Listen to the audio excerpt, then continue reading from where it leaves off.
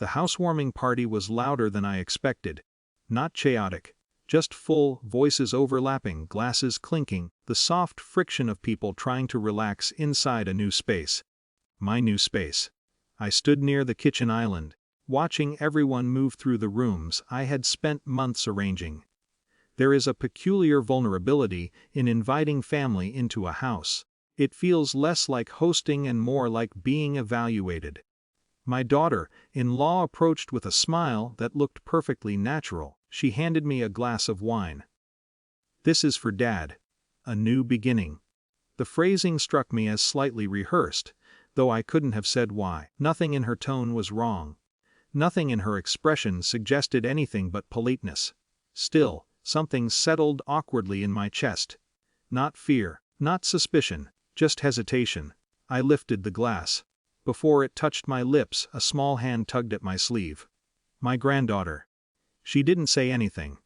Just looked up at me with that unfocused curiosity children have when they interrupt without intention.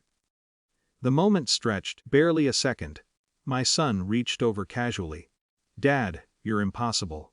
He took the glass from my hand and drank it in one easy motion, still half smiling, already turning back toward the conversation behind him. Laughter rippled around us. The interruption dissolved, yet the unease did not. Nothing happened. That was the strange part.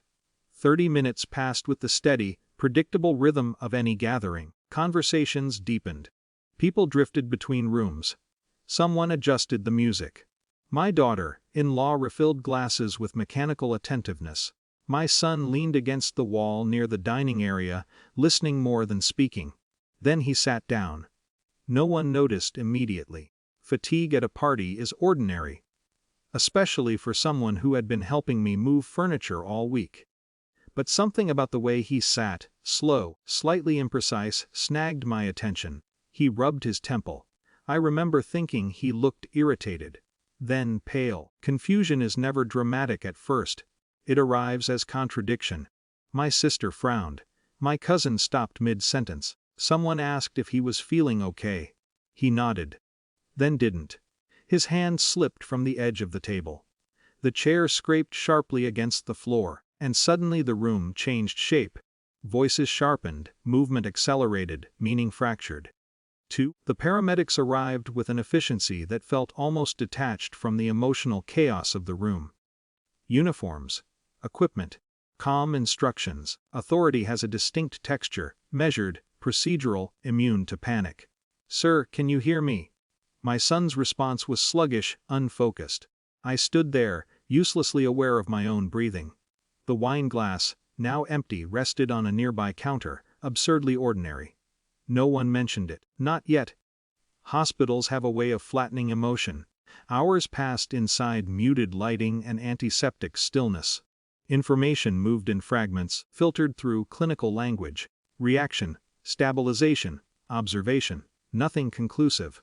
Nothing catastrophic, which somehow made everything worse. The question emerged gradually, not as accusation, as absence. What happened? My daughter-in-law replayed the evening with increasing precision. My relatives reconstructed timelines. Medical staff asked about food allergies, prior conditions.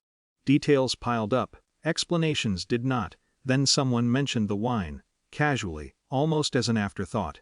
He only had one drink, right? The room fell into that dangerous kind of silence, the kind that doesn't contain answers, only awareness. I felt every gaze shift without anyone turning their head. 2. "No," my daughter-in-law said quietly. "I gave it to Dad." The words landed gently, yet their weight was unmistakable.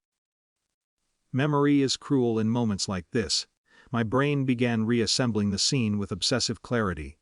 Her smile, her phrasing, my hesitation, my granddaughter's interruption, my son's impulsive gesture. Nothing visibly wrong. Nothing provably right.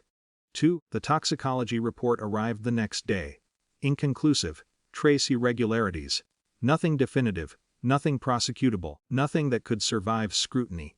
Science, like memory, refused certainty. 2. The family's atmosphere shifted in ways no one acknowledged directly. Conversations became careful. Eye contact acquired hesitation. My daughter-in-law's composure grew tighter, more deliberate. No one accused her, no one defended her, we existed instead inside something far more corrosive, possibility. My son recovered. Slowly. Fully. Which should have restored everything. It did not.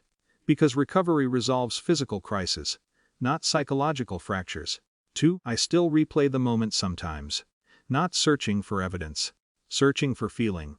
Was the unease intuition? Or imagination? Was the interruption coincidence? Or meaning imposed after the fact? There are no answers that survive honesty. Only interpretations. Only doubt. And doubt, I learned, is its own kind of inheritance within families, invisible, persistent, impossible to disprove.